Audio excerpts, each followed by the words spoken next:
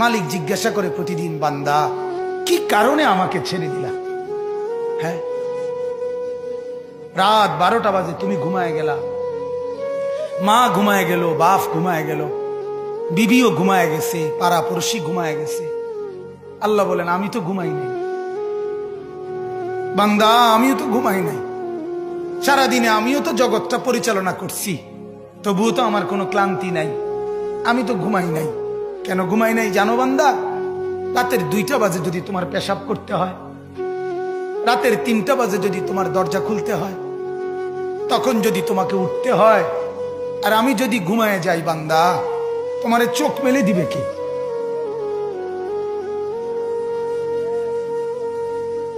এই বাপ, চোখ মেলে দিবে কি?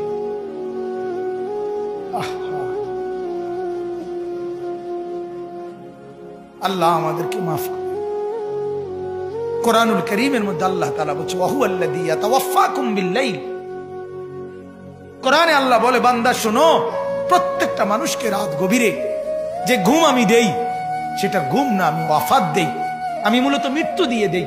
আবার আমি দয়া করে একটা নির্দিষ্ট সময় পরে চূড়ান্ত মৃত্যু দেব বলে আমি আবার সেই হায়াত সকালবেলা যখন জাগতে শুরু হয় তখন আমি ফিরে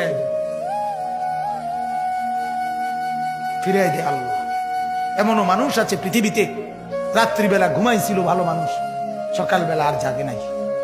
আমার একজন দূরসম্পর্কীয় চাচা আছে, প্রফেসর ছিলেন, ভালো মানুষ ছিলেন, রাত্রিবেলা জলজ্জান্ত মানুষ ঘুমাইছে, সকালবেলা আর দরজা খুলে দেখছে ওই মানুষটা জীবিত ছিল না, মারা গেছে।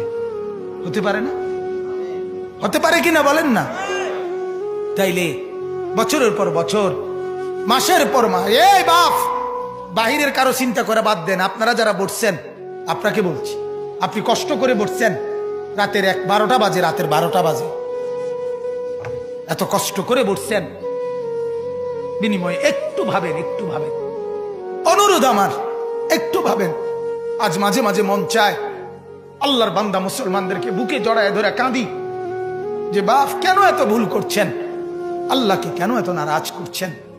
যার বিবি বেপর্দা, আপনি আল্লাহকে কত পরিমাণ নারাজ করাচ্ছেন। যার স্ত্রী, যার মেয়ে বেপর্দা, আপনি আল্লাহকে কি পরিমাণ নারাজ করছেন বলেন? এক কুকুর মরলে, লাশ ফেলে রাখলে যেই দুর্গন্ধ ছড়ায়, সেই দুর্গন্ধে অল্প কিছু মানুষের কষ্ট হয় কিছুক্ষণ, কিন্তু এক নারী বেপর্দা হাঁটলে যে যুবকগুলোর চরিত্র নষ্ট হয়, সেই নারী এক মরা লাশওয়ালা কুত্তার চাইতেও বেশি দুর্গন্ধ ছড়ায়। কুকুরের দুর্গন্ধ এত বেশি ছড়ায় না, বেপর্দা নারীর দুর্গন্ধ যে পরিমাণ ছড়ায়। সে তো শত শত যুবক তার চরিত্র শেষ করে দিছে। এই সিনেমার নায়িকা নর্তকীরা উলঙ্গ আর ছবি আর বিবস্ত্র ছবি আর নাচ গানের এই ফুর্তি দেখিয়ে এরা হাজারো যুবকের চরিত্র গঠন করে না নষ্ট করে? কথা বলেন না কেন? এজন্য আমার শায়েখ আল্লামা মুফতি মুশতাকুন নবী সাহেব বলে, হাজারো মানুষের জীবন নষ্ট করে যে, এজন্য তার জীবনে কখনো সুখ ধরা দেয় না।